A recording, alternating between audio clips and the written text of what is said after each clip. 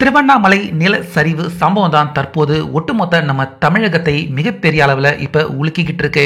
பாண்டிச்சேரி, விழுப்புரம் உட்பட திருவண்ணாமலையிலையும் வரலாறு காணாத மிகப்பெரிய அளவில் மழை பெய்து கடந்த சனிக்கிழமை இரவு அடுத்துன்னு சுமார் 35 டன் கொண்ட 2 பாறைகள் திருவண்ணாமலை அடிப்பகுதியில் குடியிருக்கிற மக்கள் அந்த பகுதியில் விழுந்திருக்கு. இந்த சம்பவத்தால் அந்த பகுதியில் இருந்த மக்கள் சுமார் 5 சிறுவர்கள் 2 பெரியவங்க ஆக மொத்தம் 7 பேர் அவங்களுடைய நிலைமை என்ன ஆச்சு அப்படிங்கிறது இப்போ வரைக்கும் கண்டுபிடிக்க முடியல. இப்படி இருக்க குறிப்பிட்ட நபர் ஒருத்தருடைய போன் நம்பருக்கு கால் பண்ணி பார்த்திருக்காங்க.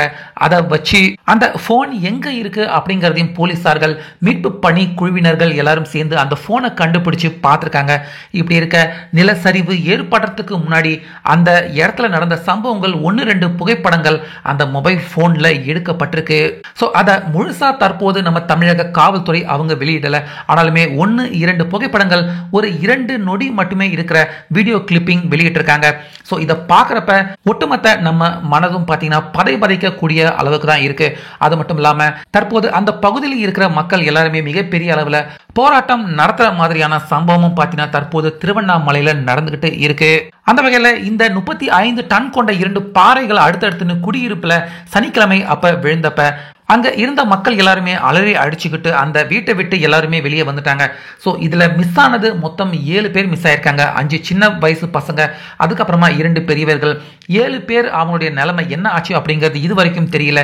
தொடர்ந்து மீட்பு பணி குழுவினர்கள் மண்ணை தோண்டி அவங்கள மீட்கிறதுக்கு முயற்சி பண்ணிக்கிட்டு இருந்தாங்க.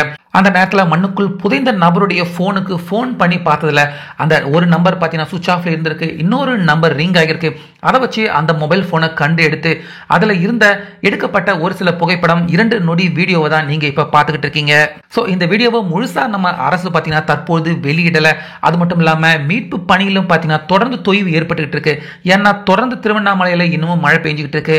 மலை மேல இருந்து இன்னும் நிலச்சரிவு தொடர்ந்து ஏற்பட்டுக்கிட்டே இருக்கு.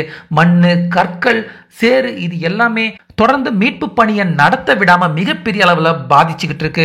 ஆனா இது புரியாத மக்கள் பார்த்தீங்கன்னா 7 பேருடைய நிலைமை என்ன ஆச்சு அப்படின்னு தெரியாம மக்கள் எல்லாருமே மீட்பு பணி குழுவினர்கள் கூட அவங்க எல்லாருமே வாக்குவாதம் சண்டை போடுற மாதிரியான சம்பவமும் தற்போது திருவண்ணாமலையில நடந்துகிட்டு இருக்கு. ஸோ காலதாமதம் ஆக ஆக நிச்சயமா அந்த 7 பேர் திரும்பி வருவாங்களா அப்படிங்கிற மிகப்பெரிய கேள்விக்குறியும் பார்த்தீங்கன்னா ஏற்பட்டிருக்கு. என கிட்டத்தட்ட 2 நாட்கள் ஆக போது இந்த சம்பவம் நடந்து இன்னும் கூட அவங்கள காப்பாற்ற முடியலன்னா நிச்சயமா அவங்க எப்பயுமே இல்லாம போற சூழ்நிலையும் ஏற்படலாம்.